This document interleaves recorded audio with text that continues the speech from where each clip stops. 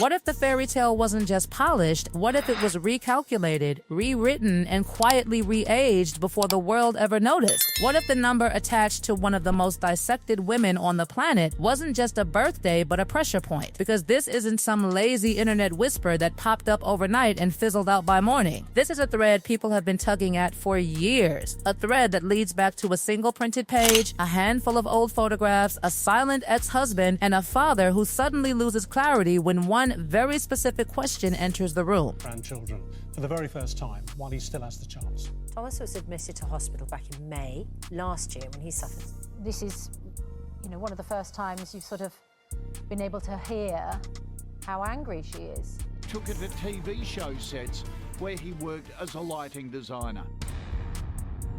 But when Meghan... That someone has been saying Meghan Markle didn't just trim a year or two off her age the way Hollywood quietly does when the lights get harsh and the casting calls get thin. No, the claim is louder than that. Up to 8 years. 8. That's not vanity. That's not rounding up or rounding down. That's a different chapter of life, a different decade, a different timeline entirely. And if that were true, even hypothetically, it wouldn't just tweak her story. It would rewrite it. At One Young World. And in many ways at the time, I was probably a lot like... That think about what 8 years actually means. That's the difference between high school and adulthood, between being just starting out and being still trying, between the industry seeing potential and the industry quietly closing doors. In Hollywood, age is currency, especially for women. The machine has never been shy about that. Cross 30 and suddenly half the roles evaporate. Cross 35 and the whispers start. Cross 40 and you're expected to play someone's mother, not the lead. That pressure is real. It has shaped careers for decades. So when this age conversation refuses to die, it isn't because people are obsessed with a number. It's because numbers shape narratives. And here's where the first spark hit dry paper. March 1997. A printed issue of 17 magazine. Page 19. Her name in black and white. And beside it, age 21. No ambiguity, no about, no approximately, just 21. But according to the official birth year that's been repeated in interviews, documentaries, and biographies for years, 1981, she would have been 15 in March of 1997. 15, not 20, not 19, 15. That's a 6-year gap staring back from glossy paper. And 6 years isn't a typo you shrug off that at T15 you're navigating lockers and exams. At 21 you're navigating adulthood. Those are two entirely different life stages. So how does a 15-year-old end up printed as 21 in a national magazine? Supporters say it was a publishing mistake. Magazines get things wrong. Deadlines are tight. Ages get misreported. That's fair. If this were the only inconsistency, it probably would have faded years ago, but it didn't fade. Because every time the larger age conversation resurfaces, that page resurfaces with it. Screenshot it, repost it, compared against the official timeline. And the math never changes that numbers don't panic. People do. And when whispers about this started gaining traction behind the scenes, the reaction reportedly wasn't relaxed. It wasn't amused. It was intense. Phones lighting up, advisors scrambling. The kind of urgency you don't see over something harmless. Now, panic doesn't equal guilt. It doesn't prove anything. But it does raise a question: why would a simple number trigger that level of response? Because if there's nothing to it, you laugh, issue a statement, move on. That's how celebrity rumor cycles work. They flare and burn out. That this one keeps coming back. That let's move forward. That Northwestern University, one of the most respected schools in the country. She's spoken about graduating in 2003 with degrees in theater and international relations. If born in 1981, she would have been 22 at graduation. That aligns perfectly on paper, but then people started looking at the photos, old group shots, college gatherings, and instead of focusing only on her, they started focusing on everyone else in the frame. Names were searched, birth years were found publicly, and what kept appearing was a pattern. Many of the people she appeared closest to during those college years were born in the early 1970s. 1970, 1971, 1972, that's roughly a 10-year difference. That now, college campuses have mixed ages. Graduate students, people who took time off, age gaps happen. That's absolutely true. But when the same pattern shows up across multiple images from that period, people start to ask whether coincidence is carrying too much weight. There's one photo in particular, the salsa club picture, that refuses to disappear from online discussions. It looks natural, comfortable. Nobody appears out of place. Nobody looks like they're from a different generation. It looks like peers, same stage of life, same energy. And visually, it doesn't scream decade gap that appearances can mislead. Agreed, people age differently. Social media profile pictures today don't reflect what someone looked like at 20. All valid points,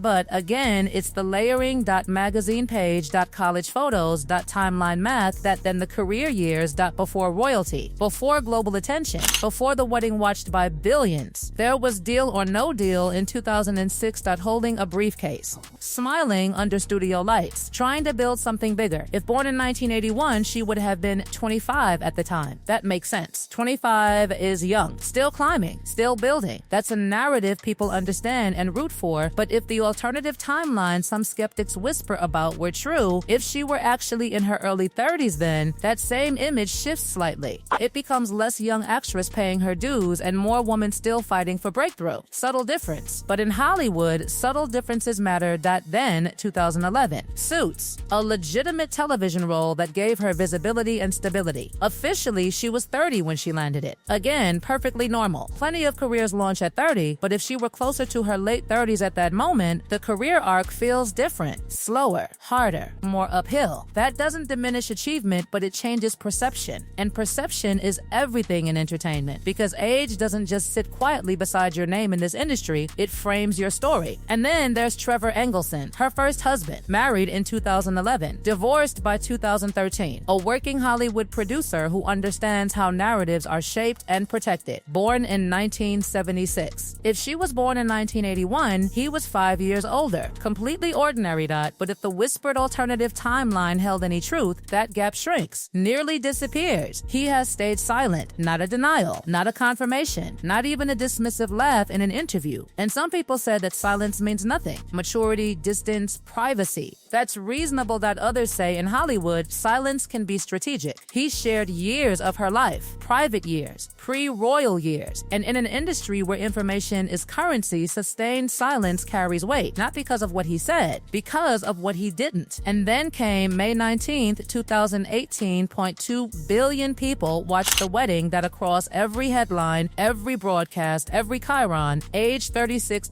Printed, repeated, accepted.if, born in 1981, that checks out. But for those already pulling at threads, that number wasn't just decorative, because if she had been 42 or 43 instead, the framing shifts, not the vows, not the ceremony, but the narrative built around it. The image of a fresh, modern chapter subtly changes. And once people start questioning one number, they question them all. Shortly after, Archie's birth certificate was filed listing her as Rachel Meghan Markle. Standard. Then weeks later, the name was updated to reflect titles. Official explanation, administrative adjustment. That's likely exactly what it was, but when scrutiny is already in motion, any document change gets folded into the larger story. And then there's Thomas Markle. If anyone should know the answer clearly, it's a father. Birth years aren't complicated details for parents. They're etched in memory. Yet when asked directly in interviews, observers say something shifts. Not anger, not denial, just vagueness. He's spoken openly about estrangement, about hurt, about lies, in his view. He hasn't shied away from criticizing other parts of her narrative, but he hasn't directly challenged the 1981 birth year either. That absence fuels both sides.